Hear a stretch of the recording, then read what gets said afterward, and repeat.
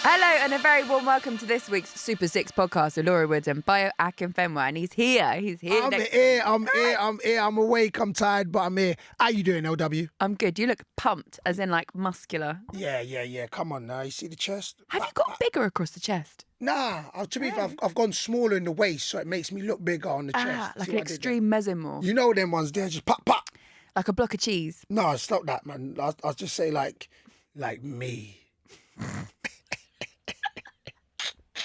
We do have a brilliant show for you coming up. We've got a very special guest. I'm so excited. It might be, if he comes and he's on form, he might be my most favourite guest yet. Listen, let me tell you something. You say that about every guest we have on. So I don't even take you seriously anymore. Every person we come on is your favourite. So, but you know what? This is my guy though. I ain't gonna lie. I do like him as well. And I say it all the time, but he's got real vibes. I got time for him. Do you know why I say everyone's my favourite?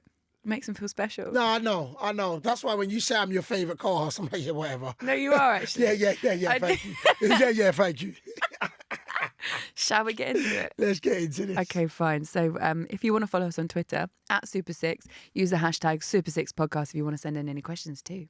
So this Friday, obviously with lockdown going on, it was my day off. And I wanted to make it a little bit more exciting. Okay. For me and my housemates. So I made like a massive batch of strawberry daiquiri. Whoa. Decent daiquiris as well. Pause. The best daiquiris. What? Pause. What? This is real talk. If anybody that follows me, especially on lockdown, they would have saw me making a bag load of strawberry daiquiris.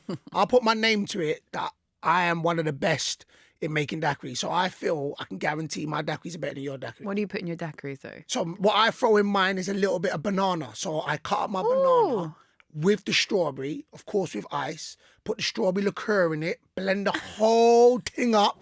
You see me? Oi, I guarantee mine, you just got to make it just right. Je ne sais quoi. What you put in yours then? What you put in yours? Obviously strawberries. Of course. I put white rum in it.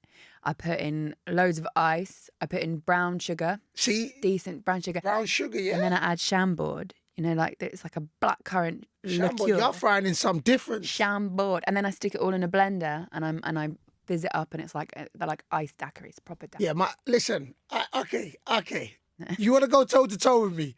I didn't, well. Do you want to go toe to toe with me? Because right now you coming with the energy like you want to go toe to toe with me. All right, I do. So we're going to have a daiquiri off? Yeah. Yeah? What are we calling it? A Bradley daiquiri off?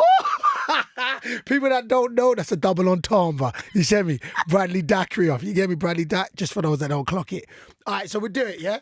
All right, so we'll get somebody in. Yeah. We'll go back to back. They taste it. And loser, forfeit.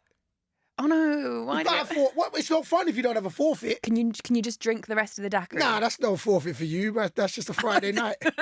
Man said that's just a Tuesday morning. That's what the winner does, right? It's just a Tuesday morning.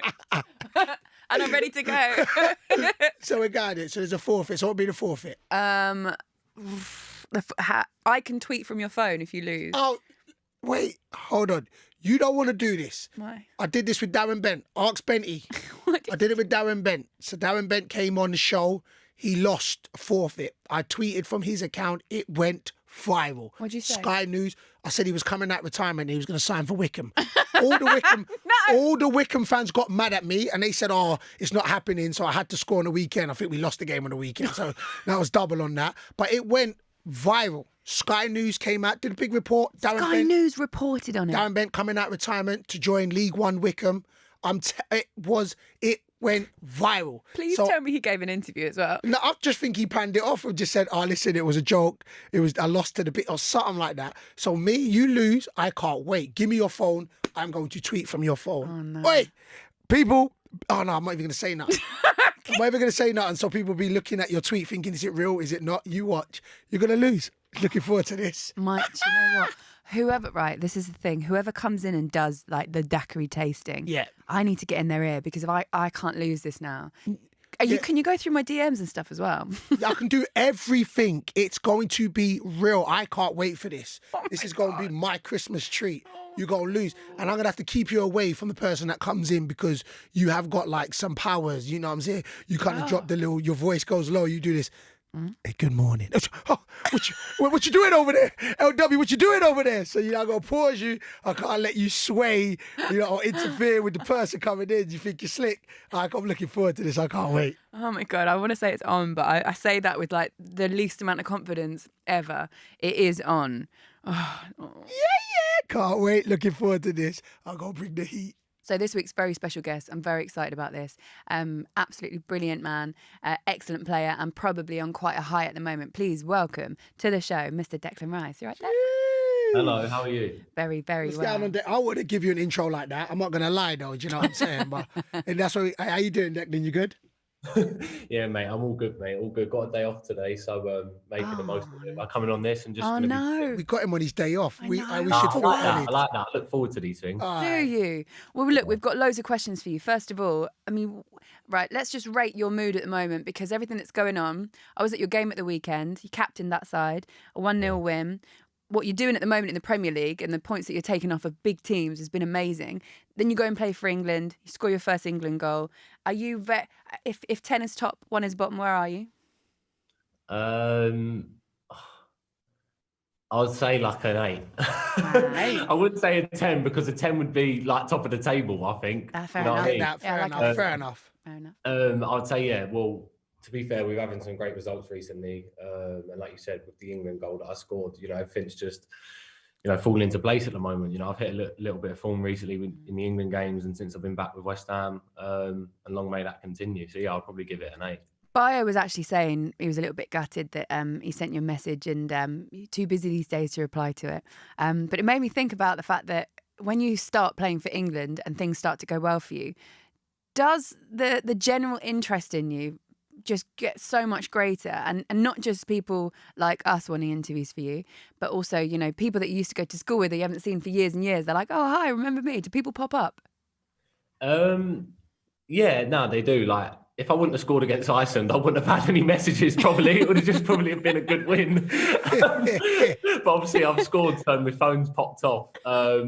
To be fair, do you know what? I'm lucky with my friends. Like I keep in contact with all of them all the time. So it's never one really where it's like, oh, I've not heard from you for 2 years, but now I'm doing well. You want to speak to me kind of thing. Like still speak to my friends pretty much every day. So it's not really that type of stuff. It's just, like you said, where I'm playing well and, performing well on the pitch and scored for England, the phone and just things in general do great. Let me just jump in out here though, yeah. Don't put me in that category like I just jumped on him because he said like he's hot now.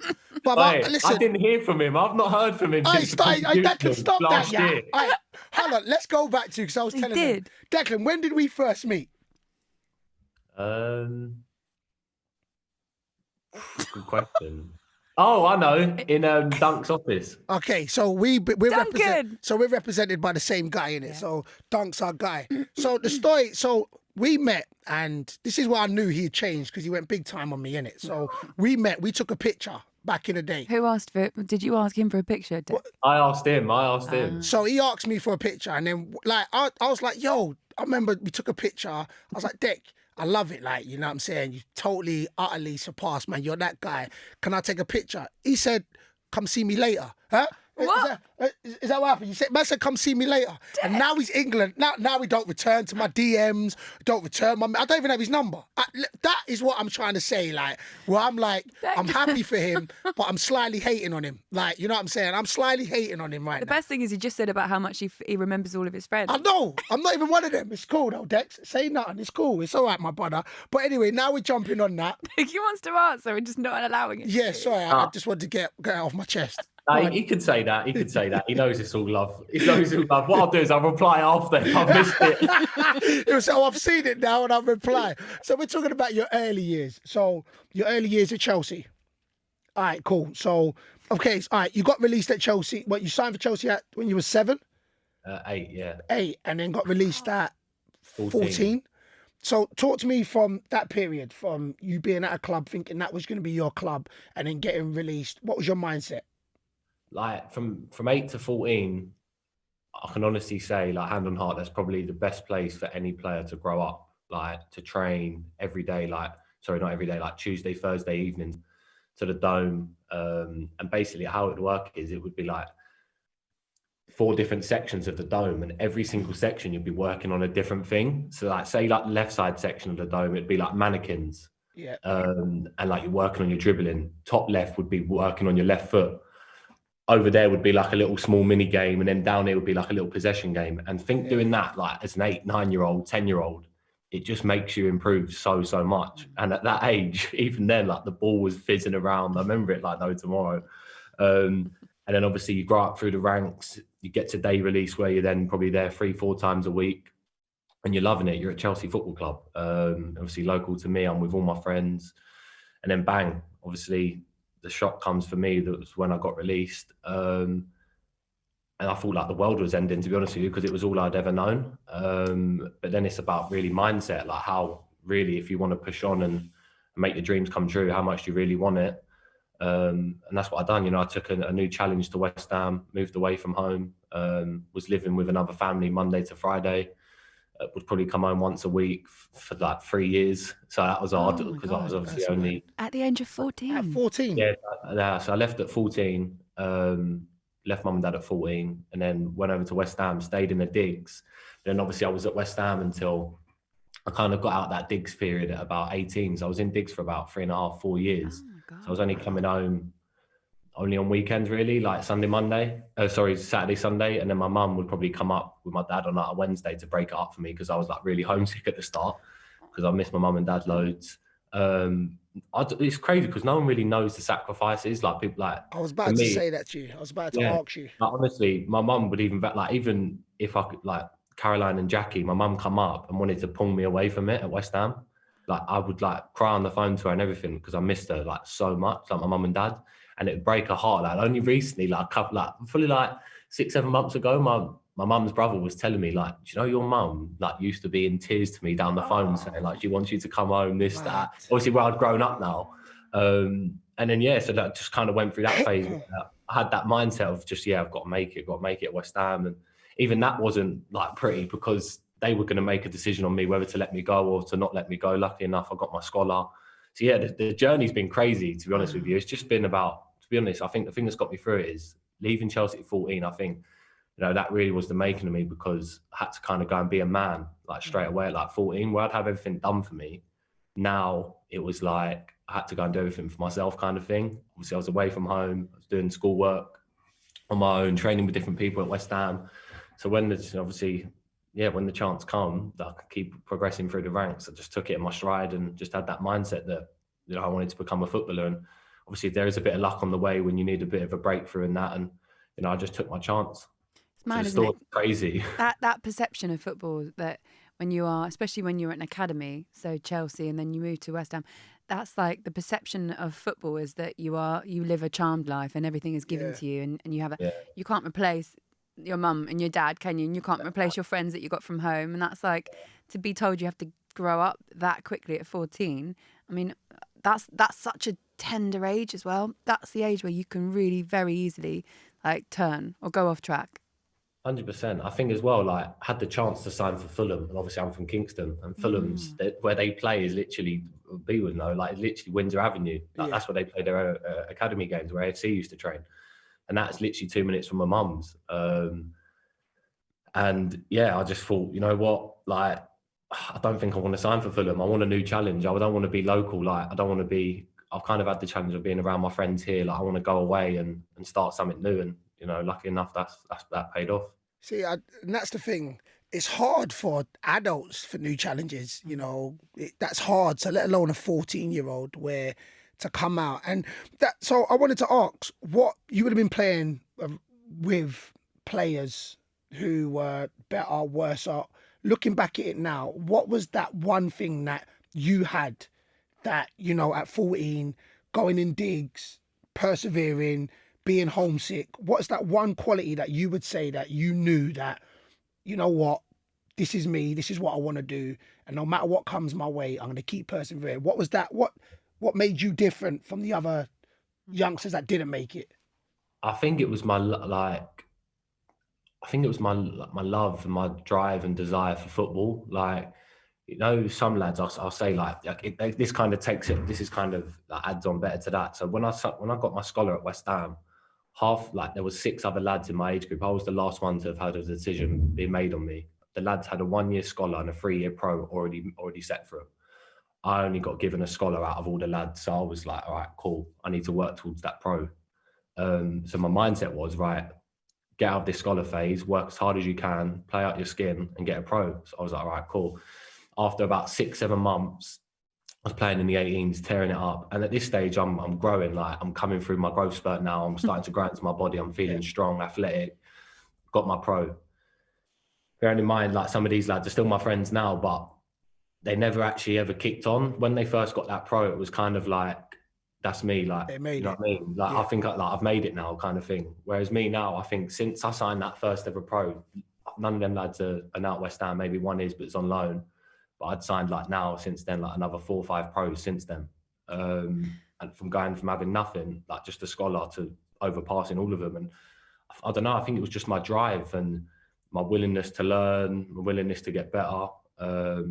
You know, be able to take criticism from everybody, working after training. Obviously, I wasn't going home, so there was no point me going to sit on my PS4. That's how young he is. He said PS4. Yeah, PS4, PS3. There's no point going to do that. Watching it, I could stay at the training ground, work on extra stuff. Obviously, I was still doing schoolwork, so I was batting that out.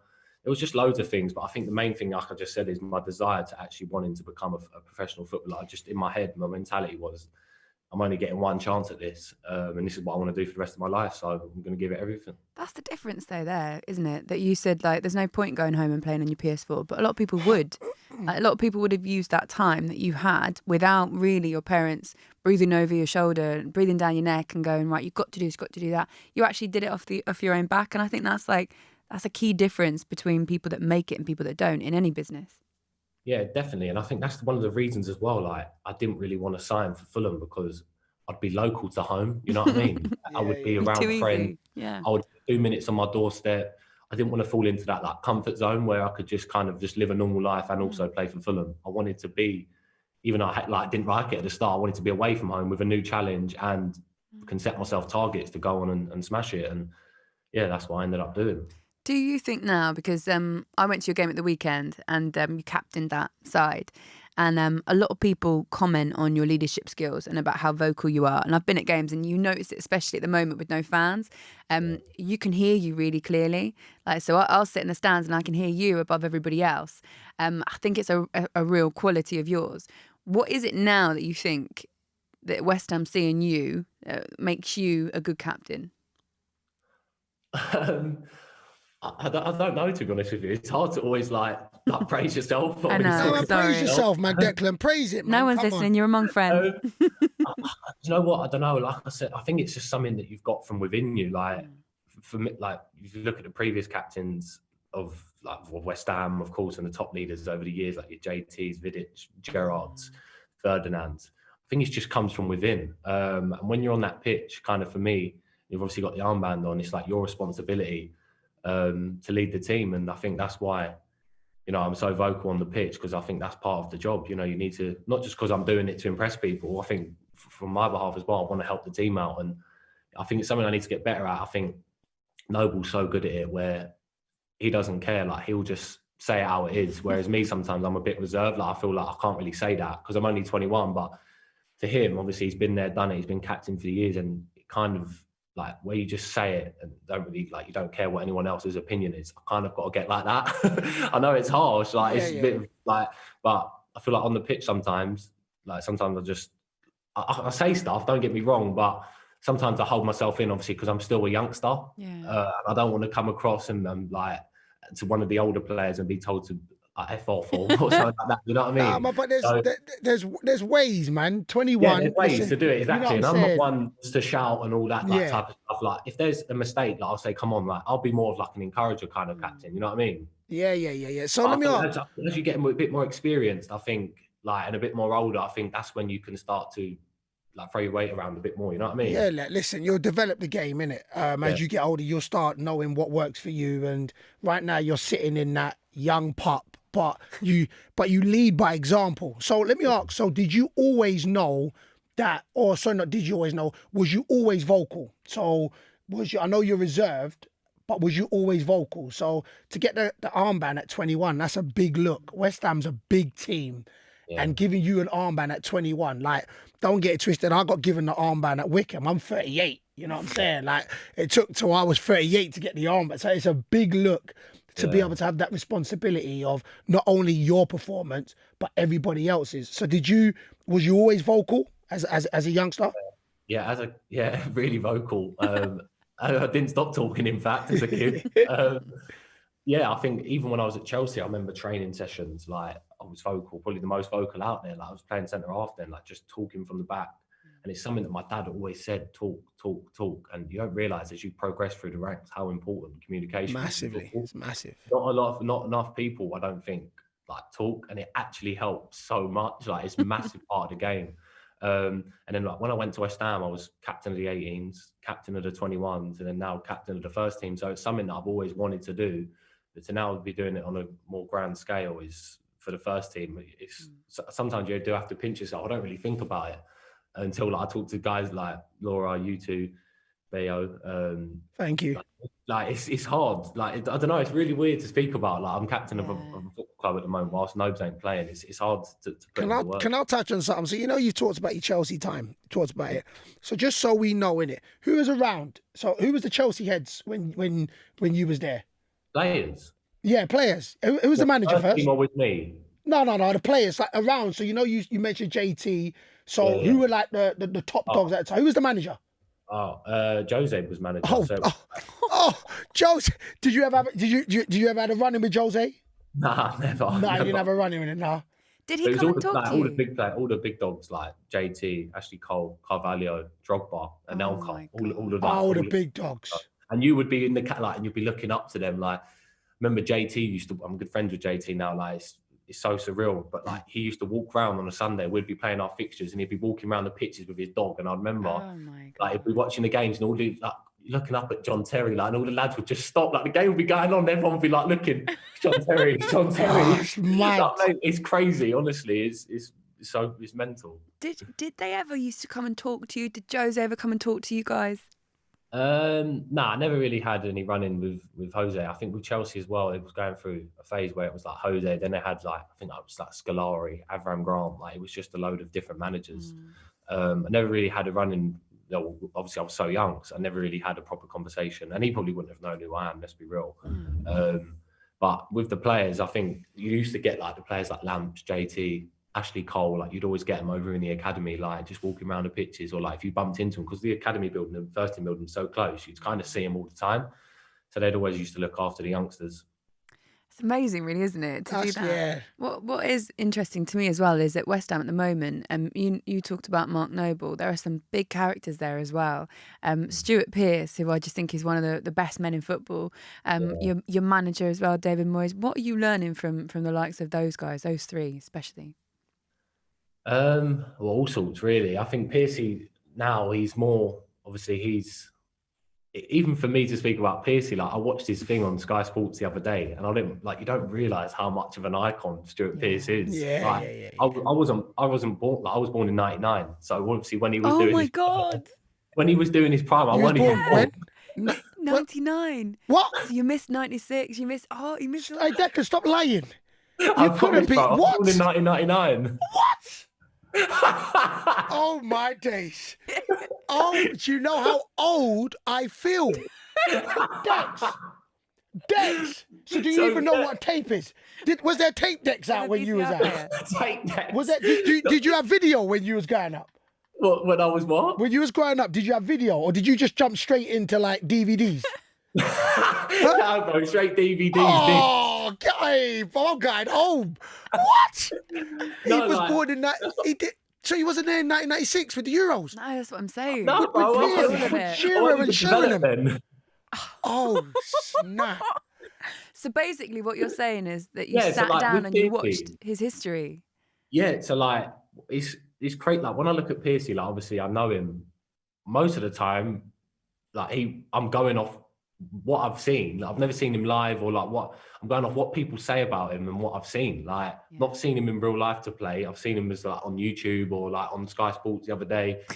When Southgate speaks about him, you don't realise, like for me now, like you don't realise, like I just said, how much of an icon Stuart Pearce actually was. And he's massive for our team. Like the way, like we have chats together about leadership, the way he is on the pitch, the way he analyses games, him and the manager really, really analyse games. Like that's one thing I can say about the whole backroom staff. They're non-stop. Like they get in at silly hours like 7, 6 a.m. and they don't leave till like 7 o'clock at night, 8 o'clock at night, just always analysing, always wanting the best for the team. And you know what, as a player that helps because you know the opposition, you know who you're coming up against, you know their game, you know what patterns they're going to play, you know what rotations they're going to make in the middle.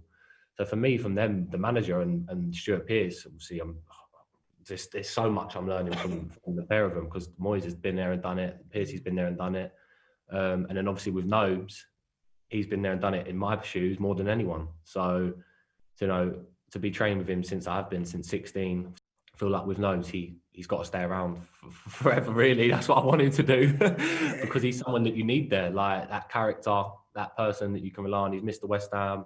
You know, I can pick up the phone to him whenever I want. And, you know, there's no bitterness. Like people say, oh, what's it like with Noble like at the moment? He's like a proud dad watching me play. That's it. Like, That's obviously, wicked. he actually is. Like, he was texting my dad the other night when I was playing for England, like, what captain texts a player's dad? That's like, it's crazy, honestly. I couldn't speak at a higher regard of Nobe. So, yeah, from all three of them, it's amazing to work and to be learning under him. All right, so we had Antonio on, innit? And we asked him, you know, how his perception of Moyes is. So what's yours? He said he could have a little joke here and there, but said he's stiff. Like, you know what I'm saying? So what's your take on Moyes? What's your relationship like with him? No, I really, really do like him. Is it because he made you the captain? Just find out there. You have to say that. Because he listens to this podcast, you know. I've had two phases with Moyes now. So see, the first time he come in, I was 18, and I'd only probably played about 20 games under him. And obviously in that time then, I don't know if Laura, you're an Arsenal fan, you might know. I made a mistake at Arsenal. I ducked for the ball. I know exactly what you're talking about. A ball come in, I was literally, this might have been my only 6th, 7th start for West Ham, playing the back three with 1-0 away at the Emirates. Ramsey's whipped in the ball. I was front post and I've like ducked like that, and the ball's gone in the back. Were you scared to head of the ball? What? Yeah, Declan Rice. That's what happened. Oh, God. Damn, That's what I was being called, Declan Rice. So listen, I missed this. This is why I get on so well like with him now. So after the game, that's the first time I'd ever experienced hair dry treatment. He come for me like big. Like, I was only 18. And he come for me really hard after that game because we was in a position where we were kind of struggling. We needed points and we was on top and they went on to win 4-1, and that was just a changing point of the game. And yeah, he just put it on me really. And like you could imagine hair dry treatment. That's the first time I kind of took it. And you know what? I felt, you feel small. Like when that happens, you feel small because of the characters that were around and out of it. It's Chicharito, James Collins, Noble, like the players that were on the pitch. But you know what? It was actually a massive lesson. That's something that I kind of needed to happen. Yeah. Like you kind of need them experiences to kind of kick you on again.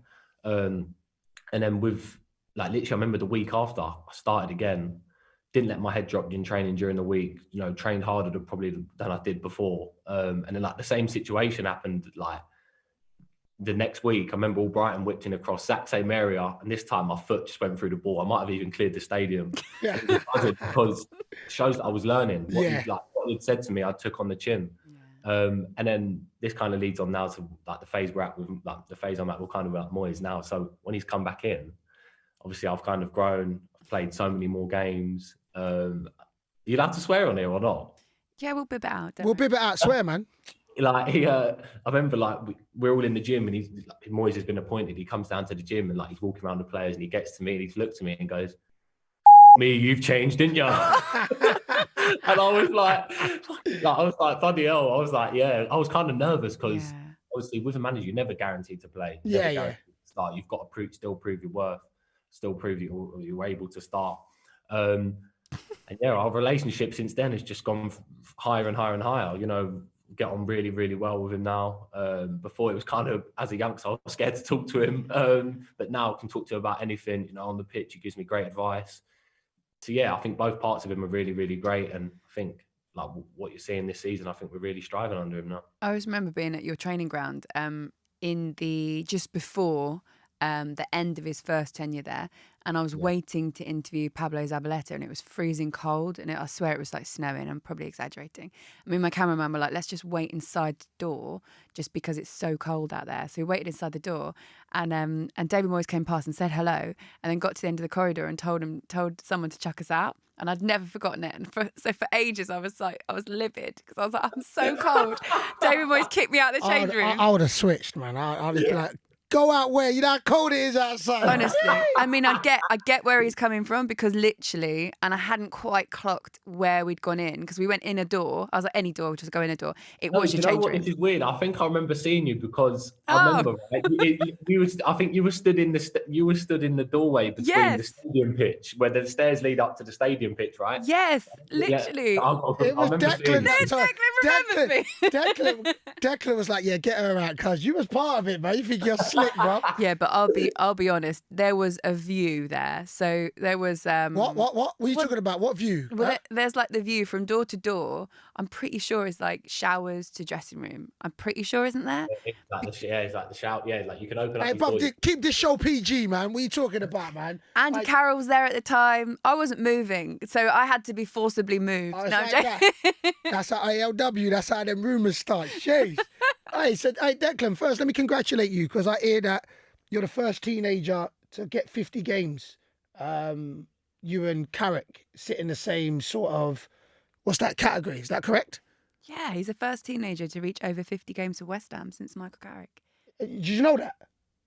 Wait, 50 get over first teenager since Carrick to... You're the first teenager, even that sounds a bit weird, doesn't it? You were the first teenager to reach over 50 games for West Ham since Michael Carrick. Yeah, that's big, you know. Yeah, it's massive. And I think if you look at that's crazy. Look at the career Carrick's had. If I could only have half of his career, I'd be happy. You're so humble. I just love it. It's so nice. Look at the guy's won. Like, he's like, in football, that stuff's dreams. Like Premier Leagues, Champions Leagues, FA Cups. Like, and he's won it all. So, like, if you didn't pie my DM, I would really love you, you know. It's refreshing, isn't it? It's so nice. Hey, let me say something. So, talking about Carrick, who are the players that you looked up to, that inspired you? Who are the players that you're like, you know what? Yeah, in your position. Well, to be fair, you did play in defence as well. But who are the players that you looked up to and was just like, you know what?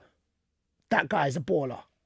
I think if you talk about, like, I remember, like, we used to do like individual, they were called IDPs, and that you had to kind of like look around players. And when I moved back into midfield, Carrick was one of them.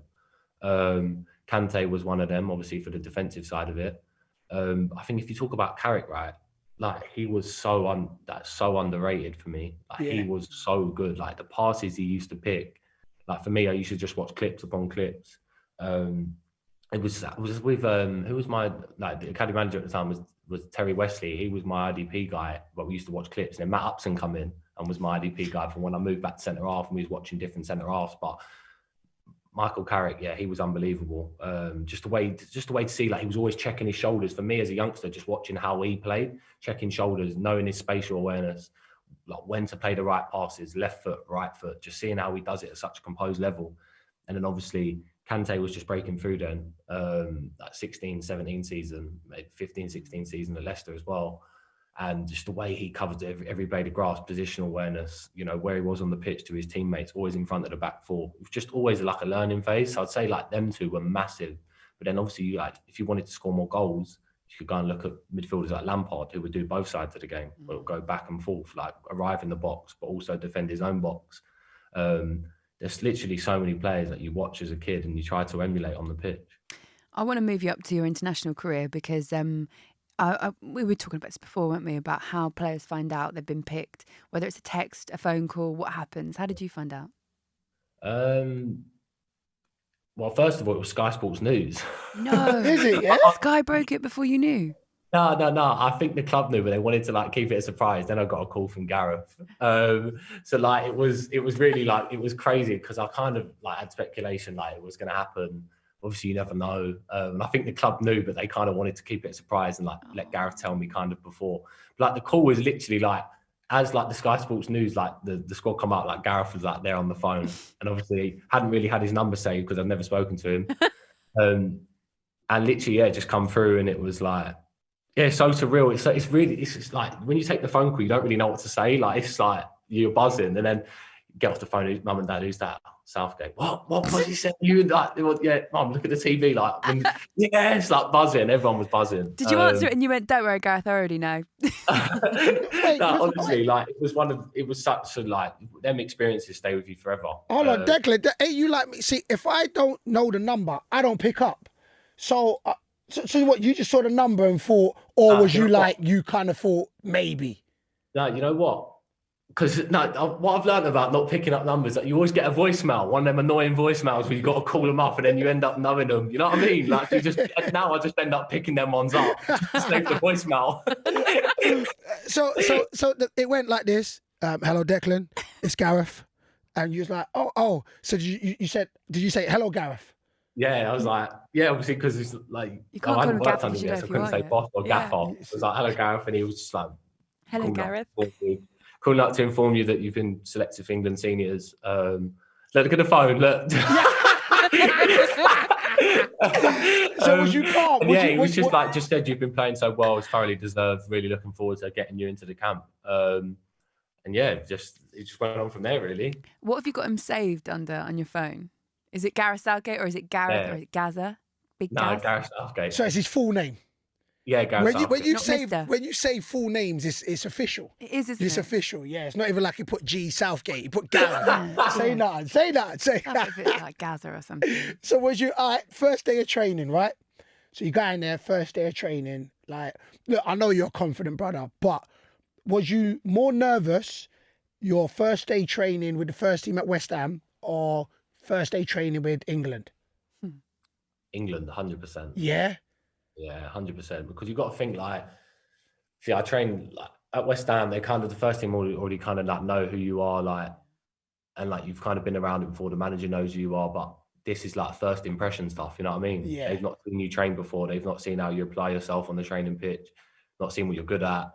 See, I remember training like I remember got there. My first training session was in the evening. There was like a group of us. It was a Sunday night, and it was like a couple of like lads doing recovery. And some of the lads training was like 11 of us. And yeah, it was just the standard was, I don't even know it was 11, mate. The standard was ridiculous. Like Sterling, Rashford, Kane. I couldn't believe my eyes. Honestly, them players, like, you can't even now when I go, like the lads ask me at West Ham, like, what's the training like? It's ridiculous. The standard is so good. I can't even speak high enough of it. You see like the rondos, the boxes and things like that, like, you can do like all flicks and tricks, but if they want to get 50 passes within about like 20 seconds, it's done. Like you can't get the ball. Mad. That's like, mad. The standard is so good, honestly. And like you said, first impressions, you're nervous, but like you're thriving on it. Like just do what you do at club, and that's what I was thinking. Like that's what's got you here, so just do that in training. And I had a good session, and then as the week went on, once that session's done, you completely relax then because you're part of it. Yeah, you know, the manager, the players know you are. You sat with them at dinner.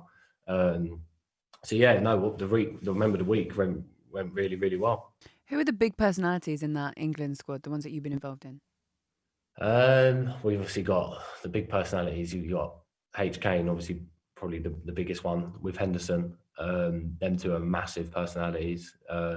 Henderson more vocally, probably personality-wise, as in like leadership of the team. I think Kane's a leader in his own ways, like leads on the pitch. I think leading, you can do it by any way, really. I think being a leader like with Kane, that's taking the ball in tight areas, taking the ball under pressure. For me, that's leadership, like taking one for the team and helping out. Obviously, you've got Sterling, you've got Carl Walker, obviously you've got Eric Dyer. Honestly, there's so many lads. There's like a leadership group like there. And I think it's just for like the players that Southgate selected, just to discuss things around the camp and what they can improve on and what the people like Henderson, Kane think. But yeah. So it's a bit like Wickham. So we got like the generals. So there'll be like it's got like the little generals that fall just the hierarchy underneath the gaffer. My question: who picks the music? Do you know what's crazy, right?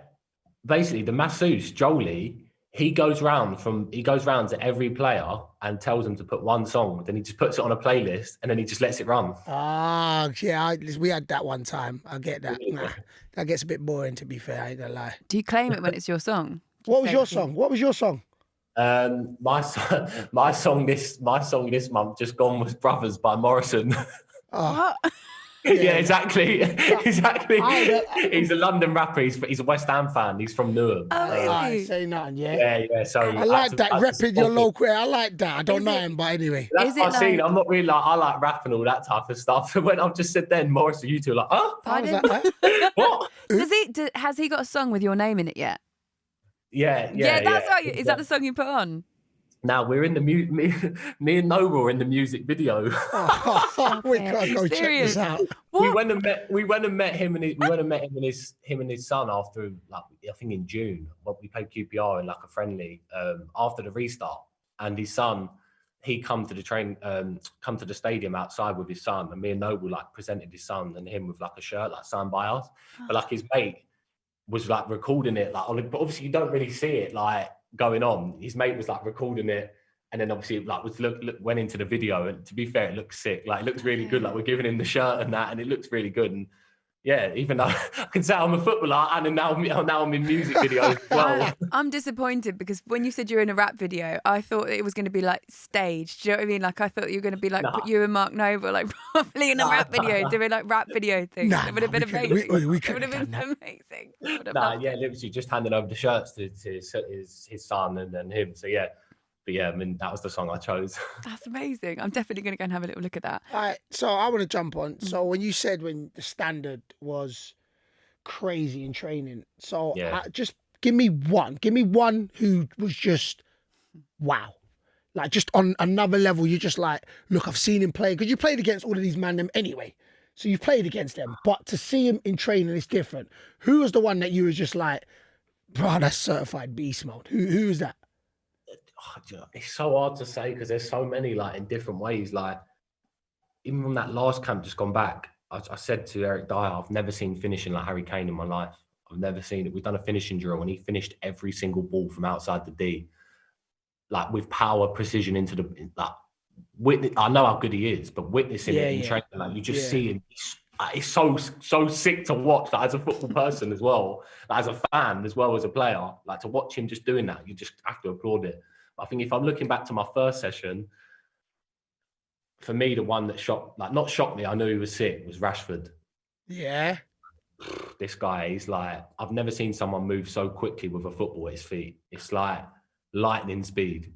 I can't even explain it. It's like, if he's running at you 1v1, it's game over. Like if he wants to really go at you and just like hurt you, he will. And do you know what I love the most? This is what I love as being a footballer for 20 years, innit? I feel you can't fake the energy he's saying. Enthusiasm. Yeah. Do you know what I'm saying? So, Declan, you're a baller. Sorry, excuse me, and I'm not blowing smoke up your ass, innit? But you're a baller. You're 21, England, West Ham. So you're a baller. You've done it, played against them. But when another baller of Declan's level talks about other ballers who impress him, but we can hear it in his voice where you're like, yo, these man here? And that's what, for me, I know just by how you're explaining how you felt at the time when you watched Kane's finishing and Rashford's. It's just, it's amazing. It's amazing. Even so I'll say about Rashford then, but then even players like when I'm first like training with Sancho, like when training with Sanch, like his feet, I've never seen, like when he's taking on players 1v1 and he's standing you up, he's like got you skating on ice. Like you don't know where he's going left, you don't know whether he's going right.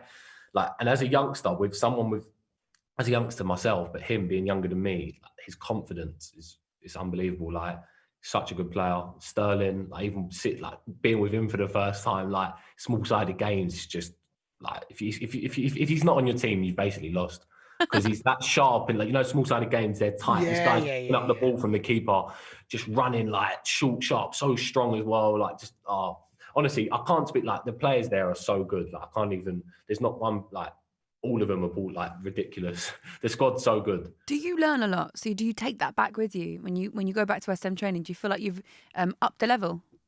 Yeah, definitely. I think my confidence definitely goes up. Like when I go back to West Ham, like where I do so well, like in England training, like I think I kind of go back to West Ham and just have that same like drive, like same as England training, like be on that level, like keep proving, keep getting better. So yeah, I definitely try and take it back with me to club. So let me ask you, and I'm not trying to put you on the spot on that, and with how highly you talk about these players you train, do you feel like this is England's new golden generation? Do you feel like with what's coming through, and especially you're going through and the age just sits just right, you know what I'm saying? Do you feel like this is the next golden generation? Yeah, I think if you're looking at the players that are in the squad now, the players that haven't really been in the squads, but of course can be picked at any time, and the younger players coming through, I think I'd be silly not to say like there's a special crop of players here. You notice that when you go away, like the youngsters that were away on the last trip, like me, Bukayo Saka, who's unbelievable. Never seen it like for young. He's ridiculous, so good.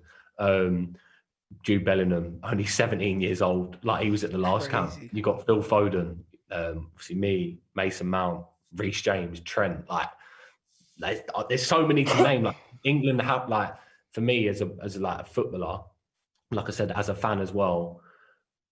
We need like now's the chance. Like we need to take it with both hands and win something 100%. I think that the group of players that we've got, even with the experienced players like H. Kane, your Dyers, your Hendersons, your Kyle Walkers, Pickfords in goal, so Sterling's, there's so many that have been in around it for a while now.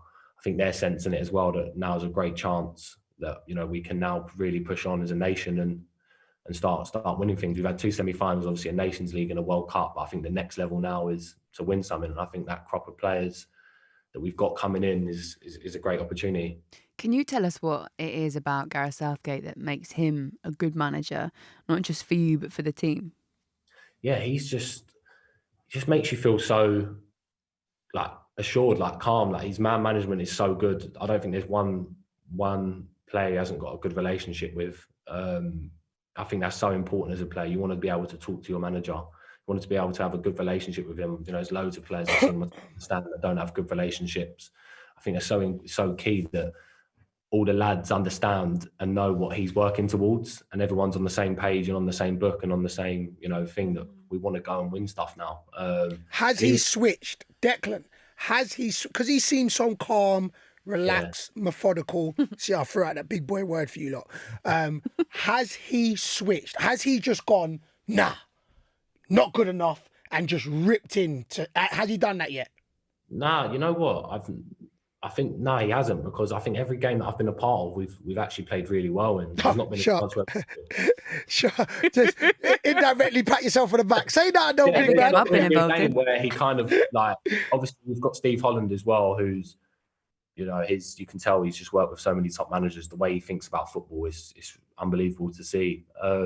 He kind of writes stuff down and will say stuff to you individually that you can improve on. But Southgate, he's more like I said, we've kind of pretty much played well every time that I've been a part of the squad. So he hasn't really shouted or given the hairdryer treatment yet, or I don't know whether he does that or not. I've not really seen it, but from what I've seen, he's a fantastic coach. The whole setup there, like the staff there are excellent. You've obviously got Chris Powell as well, obviously Steve Holland, you know, there's Alan Russell, Marge, who's the goalkeeping coach. You know, it's a great group of coaches that are all together, and all the lads are buying into what they want to do. So I think now, like I just said, over the next couple of years, you've got a Euros and a World Cup straight after each other. You've obviously got Nations League stuff now. You've obviously got more Euros to come. Definitely, I think England now have got to be pushing on to win something. Dec, I want to ask you a little bit about the conversations that happen, the scrutiny levels that go up when you start to be involved in England. You must have felt that. So obviously all the excitement that happens is great as well. But did you notice like a different level? Social media, mainstream media as well, people like us talking about you? What is in me individually, like speaking? Yeah. Did you feel that? A lot of more pressure when you start to get included in England squads and made captain of West Ham? Yeah, I think that's one thing I've noticed massively, is that when you play for England, like obviously it's the international break, so social media, newspapers, the only thing they've got to talk about is the national team. And you do, like, you see it, of course you see it. Like, I think if every player said they wouldn't see it, everyone sees it. The pressure is high, of course, because all eyes are on you. Everyone's having an opinion on you. You know, there's newspaper articles being written. This player's not good enough. This player will be going on the coast to the Euros or whatnot. Like, you know what I mean? There's so many things that are going on. I don't really get it as much at club. Like, I don't feel like at club it's not spoken about as much because obviously Premier League, there's so many games, the Championship, all around the world, football matches being broadcasted. But when it's England, like all eyes are on England. So I feel like for me, there's like an extra pressure for there. Like when I go there and play in the matches, you've got to play well, otherwise you're being caned basically. And that's how it is. Like that, I think that's how I feel like it is. If you don't play well, obviously people are gonna have stuff to say about you, and obviously you don't want that. So you just want to play well every time. So let me ask, so how do you deal, listen, on social media, how do you deal with, if you've had it, negative press? So like you said, you've gone into the England setup, more eyes are on you, you are now part of that elite, you know? Yeah. So how do you deal with trolls, negativity? How do you personally deal with it? To be honest with you, I see it, but honestly, it don't affect me. Like I probably had it harder than anyone with the England Ireland stuff, like the stuff that was coming through to me from that type of stuff with the fans from Ireland. Like the stuff that was being said to me there was ridiculous, but I don't really take them things. I don't know why. Like I'm just such a laid back person. Like I just take it with a pinch of salt, to be honest with you. Like even now, everyone's allowed an opinion. Like if a geezer from the Mail has got something to write about me, like that's his opinion, and I can't change that. Like I can't change a newspaper article. I don't know really. Like I don't really get burnt by by things. I don't know what it is. Like I don't know. I'm kind of a really lazy sort of person. Don't change, man. Stay that way, yeah. You know what I'm saying? I know some people like they don't really some people don't really take it well, or some players, I don't know, they might go to their media team to try and get it like taken down or whatnot. Like for me, I think it's more for like my mum or dad. Like say if they, because obviously they like read newspapers and that. If they see stuff negative about me, obviously I'm their son, so they don't like to see it. But I just have to say, look, calm down. Like it's minor. That's why I literally honestly say, like I'm so laid back with all that type of stuff. Like I said, if someone's got something to say, they can say it's their opinion at the end of the day. Like I can't change that. So yeah, I just crack on and let my football do the talking. Do you know, it's really funny actually, because when you mentioned that about the effect it has on your family, the only way that I can even understand half of what you guys go through is that I get it on social media as well. And sometimes, like if I'm in a bad mood or if I'm tired or something, it'll affect me more. But most of the time I'm learning how to just let it kind of roll off my back, and I'm getting quite good at that. But I do notice my family, like you just said, like my mum said to me once, like I remember when I got my new job on The Breakfast Show, and it was like a big thing because it was like a girl and you have to deal with all of that sort of stuff as well. And Alan Brazil is an institution. So when you come in and you take over from someone, which is kind of probably a bit similar in football when you're taking someone's place or you're promoted or something like that. It was my mum that was like, I find it really hard seeing bad comments about you, negative comments, and my brothers as well. And then you start to realise the effect it has on your family, and that's actually what gets to you a little bit more than anything else. So if you end up saying to your family, do what I do and don't read it, don't go anywhere near it, and most of all, don't take it seriously. Yeah, exactly that. And I think the way I see it is like half of these people on, I don't know, Twitter or whatnot, trolling you, like you click on the one of their profiles, the geezer's got 10 followers, but he's a geezer that if he sees you in the street, he's going to stop and ask you for a photo. Exactly. You know what I mean? Exactly. That's the way I honestly see it. Like this guy, trolls are they're going to say stuff, yeah, but you know what it's like, if you see a footballer in the street, what you like, oh my God, that's that person. Like, oh, can I go and get a pic? These people, like, they're trolling you, yeah, but if they really actually see you, they'd want to come and have a conversation or whatnot and actually see what you're about. So that's why I really don't take any notice of it. So yeah, and like I said, I love that because, listen, to be fair, social media wasn't massive when I was 21, you know, and I just love the way his mindset is. It's a mature mindset. I'm exactly like that. I get people saying I'm fat or, you know what I'm saying, on social media and them things, and they ain't see my arms, so it's cool. It is what it is. I was going to say. But do you know, my thing is, I always say this, and I'm with Declan on that, is how are you going to give somebody who's passing by in your life, so temporary status, permanent stature over your life or how you feel? So when they want to write all them, it's like, look, not being funny, you're still thinking about me, or you've come to search me out. Like if I don't see your name, I will forget it. So I love that. So Declan, stay true to yourself on that, and that's how you deal with it. But talking about all of you and Mount are brethrens, like you've been friends since you were like pops, or you're still a pop, but pops. That's my guy. Yeah. Oh. So did you get called up at the same time for England? He was in a different squad before. He was in a squad, I think, like 4 or 5 months before me, like Croatia away. I think we drew 0-0. He was in that squad, and then he was out of it for a bit.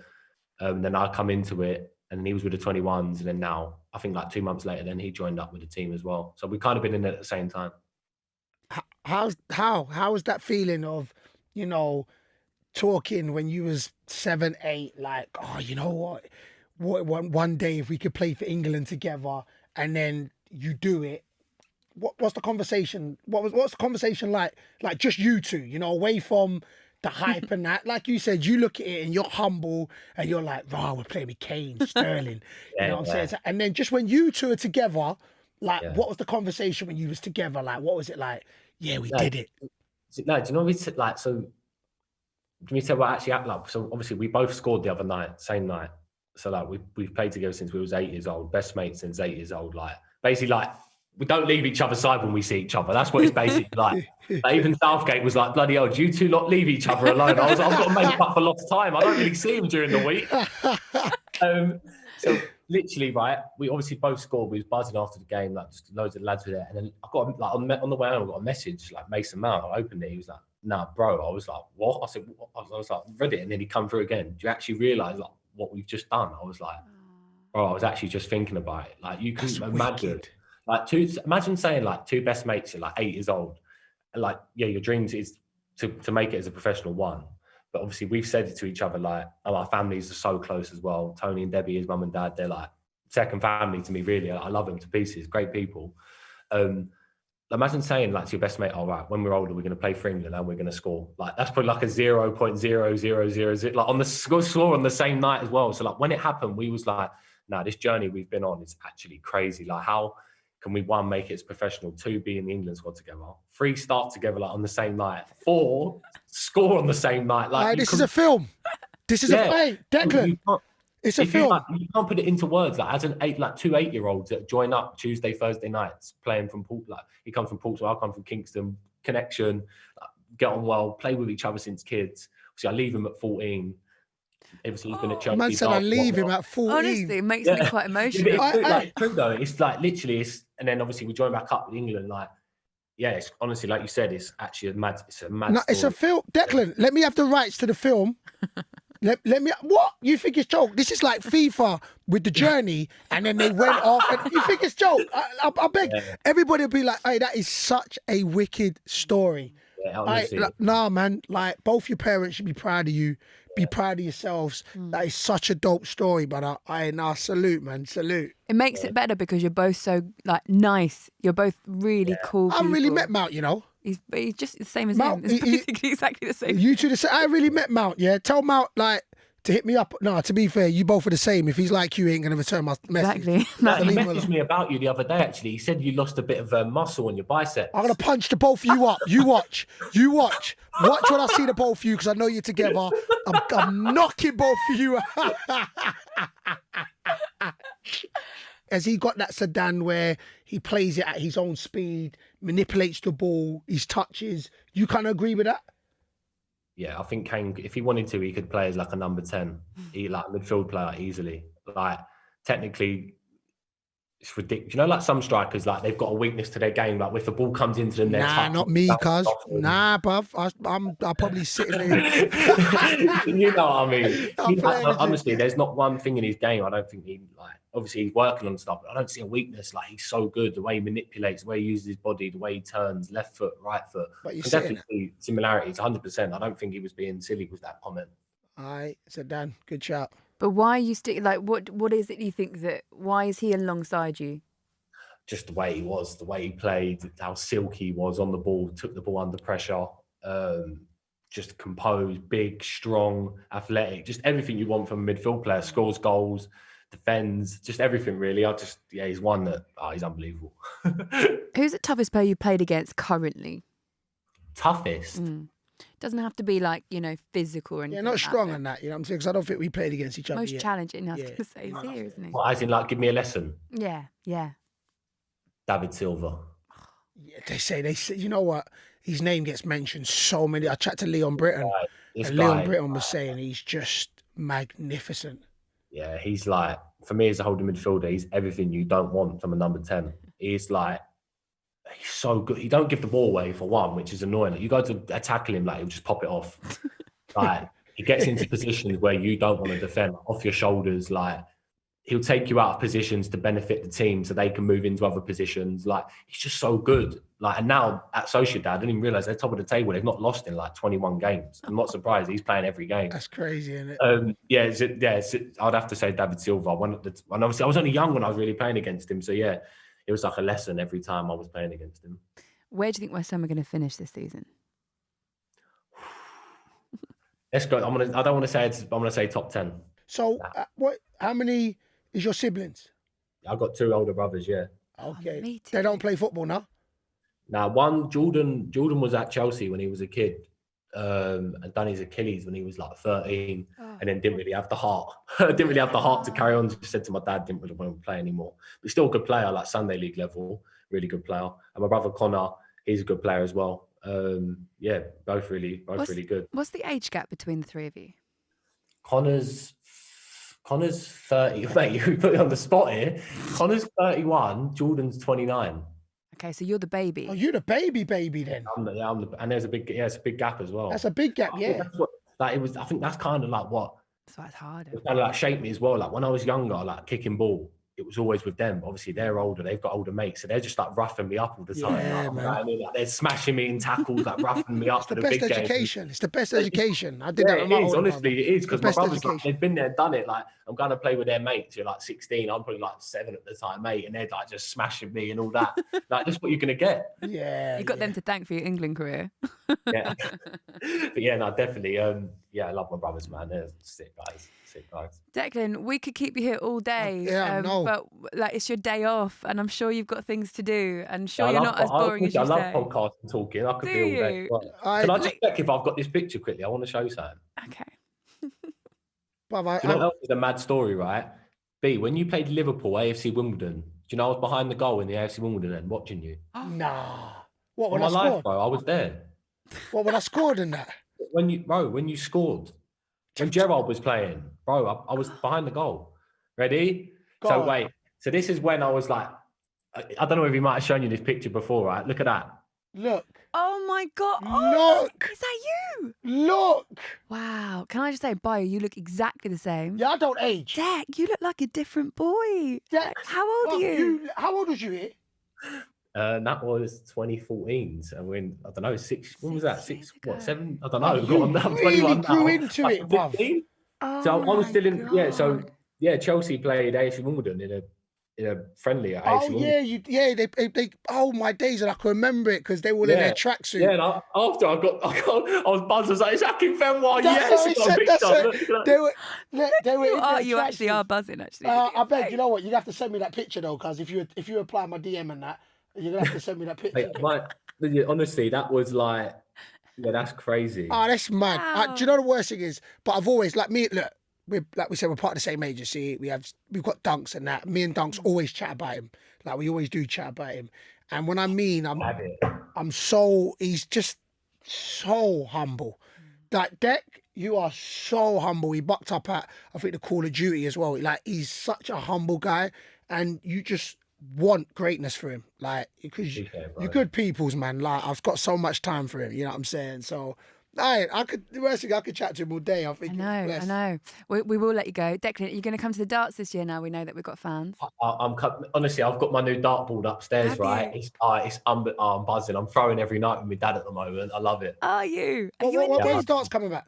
Right, darts, we're allowed, I think it's about 1,000 fans inside for Ali Pali at Christmas. Starts off on the 15th. Yeah, I'm dead. I think I'm pretty much there every night. Decent. That'll be good. I'm there. It'll be so good. It'll be so good. We missed it. Like, even though it's 12:42, I'm going to go and treat myself to a bowl of Cheerios. Is that what you're going to do? Yeah, I'm going to have Frosties later when I get back. I'm going to have Frosties. Well, look, you already know, the day after a game, like, is my cheat day, innit? So where I can kind of have whatever I want. Yeah. So today I'm going to go yard. I'm going to have Frosties after this. Are you really? Yes. That's right, I'm telling you now, right? The best, right, just quickly before we end, the best thing, I don't know if you two can agree, I'm just going to add this in. There's nothing better than, you're supposed to eat cereal in the morning. Yeah. A nice bowl of cereal in the evening. 100%. Oh, yeah, 100%. Oh my It's the God. best feeling 100%. I'm with you. I love it. It's not really a breakfast thing. It's an evening thing. Yeah, man. When I was at uni, literally, and I went to uni in Kingston as well, Dec. When I went to uni, my literally breakfast, lunch, dinner, all cereal. all cereal. Honestly, I got so ill. The doctor was like, "What's your diet like?" And I was like, "It's cereal." Just cereal. It's literally Mad just thing. like, Mad thing. and it was Frosties as well. Absolutely love Frosties. It's so decent. Anyway, listen, you're not dispelling the myth that you're boring now. You're like, right, I'm going to go and have some Cheerios. I know this. I said 12:45. My day started. I got Cheerios. What do you do on your days off? Yeah, what you got planned today? Well, we're in lockdown, aren't we? So lucky enough now I'm in my new house, so we just. Have you got a chill out PS5? here, just relax, chill. Have you got a PS5? Yeah, it's upstairs. Yeah, you look at it. Yeah. Oh. Spider. Oh my god, what a game that is! Spider-Man. Oh, you know what? Spider-Man. My son wants that. Hey, who was your connect? What for? Spider-Man. I just went Sainsbury's and bought it. Oh, yeah, you got big money. Not me, Not me. When you got 1.3 million, you get nobody things for free. One of my best mates, he works at Sainsbury's. I messaged him that I went and picked it up off him. Honestly, it's a big game. Honestly, I love it. Yeah, but my son wants it, to be fair. I'm trying to find out a connect. I'm not trying to pay £50 for it. Now you got the staff discounting. I think it was £42. You got to use the discount. I love that. See, you know the worst thing is you don't have to mean they didn't like it. You know they'll run with that story. England star uses Sainsbury's staff discount to get a game. No, I love it. All right, Declan, you're my guy, bro. You're my man, 100 grand. Thank you for this, my brother. You've won him over after pieing one. Yeah. He's my guy. He's my guy again. He's Won my him back guy. round. He's my guy. Declan, we can't we can't give you enough goodwill. Like we think you're absolutely brilliant, and we were so buzzing when we found out it was you coming on today. In fact, I'm pretty sure we put in a request, didn't we, with Mikkel? We were like, Mikkel, thanks very much for that, but can you ask Declan to come on? Yeah, we asked. And he was like, I'm not even out the room yet, and you're already like willing somebody else to come in. But no, it was a real pleasure to have you on. So thank you so much. Anytime, I loved it. Thank you very much. All right, blessings, Declan. Best Catch of you luck soon, with my everything, brother. Deck. Good luck. Bye. Speak to you soon. Bye-bye. Right, I said at the beginning, didn't I? I said he'll be my favourite. And now you understand why he's my favourite. You know what? I'll give you that. Right? I'll give you, and you know what? We've had some real good guests on, and I thought it'd be hard to top it. But yo, D Rice, Best that's yet. what I'm calling him that. Yo, it's up there. He's just such a cool guy, man. I got time for him. You really I told you I wanted to hate him because he pied my DM and that. You know what I mean? But I couldn't. He's just that guy. Definitely. Okay, listen, we're going to look at the Super 6 fixtures now for round 16. So you can download the Super 6 app, create an account and play for free by predicting the scores of 6 chosen matches to be in with a chance to win £250,000 this week. Right, Bayo? We also have a Super 6 league. Join using the code Super 6 and there is a £1,000 prize for the winner of that league. Yeah, you can also invite your mates to join Super 6. And if any of your invited friends go on to win the jackpot, then you will win £25,000. Oh, cash money. Prediction time. I've got 6 fixtures now and we are going to do our score predictions. Are you ready, Bayo? Yeah, let's go for it. Okay, first one, please. Norwich v Coventry. I'm going to say 3-1 Norwich. I'm going to say 3-0 Norwich. Watford v Preston. I'm going to say 2-2. I'm going to say 2-1 Watford for that one. Rotherham v Bournemouth. I'm going to say 1-0 Bournemouth. I'm going to say 2-0 Bournemouth. Huddersfield, Middlesbrough. We just played Huddersfield. I'm going to say 1-0 Middlesbrough. I'm going to say 1-1 for that one. Sheffield Wednesday v Stoke. Jeez. Pulis going back against Stoke. Yeah, could be up, but I'm going to say 2-1 Stoke. I'm going to say 1-1 for that one as well. Okay, the game that we are focusing on big time, Manchester City v Burnley. So Burnley picking up their first win against Crystal Palace. They really needed that. Manchester City not looking like the City that we know and love, or some of us love. You probably don't, do you? No. No? Me not love them. Yeah. Missing their goal scorer, not scoring as many goals. In fact, it's a record for the lowest that he's ever scored at this stage of the season, Pep Guardiola. Not individually, that'd be a bit weird. What do we think about this one? Oh no, listen, I do think that Man City set their standards so high. And look, I don't know, but I just think it's Man City's at home, and I just think they're a different animal at home. So I think it will be 3-1 City. Do you? Yeah, I do. I actually think it's going to be 3-0. I know that Burnley got some goal scorers in there, but I just don't think they're going to do it against this Manchester City. And at some point, they're going to start clicking like we know that they can. So for me, I think I'm going to say I said 3-0, didn't I? You said 3-0. I might go 2-0. What? Don't be Can I chopping and change it? changing. No, but they don't have Aguero, do they? That's true. I know. To be fair, I did say after I thought 3, I was thinking they're not banging teams. I But just like got you affected said, by you. You said 3 and I was like, yeah, why not? no, you just Went like, no, with I you. influenced you. But like you said, they are going to click. I'm going to stick with 3-1. I'm going to go for 2-0. All right, that is it for this week. Thank you so much for listening. And a huge thanks to Declan Rice and his dog and his trophy room and his parents and everything. Everything. D Rice, he was just there. He would have stayed with us for the whole day. I know. You know what I'm saying? On his day off, he would have stayed with us for the whole day. Love that. I remember to get involved on Twitter. Follow us at Super6 or use the hashtag Super6Podcast. Don't forget as well to like and subscribe to make sure you get the downloads automatically each week. Yo, we'll see you next time, people. Bye. Peace.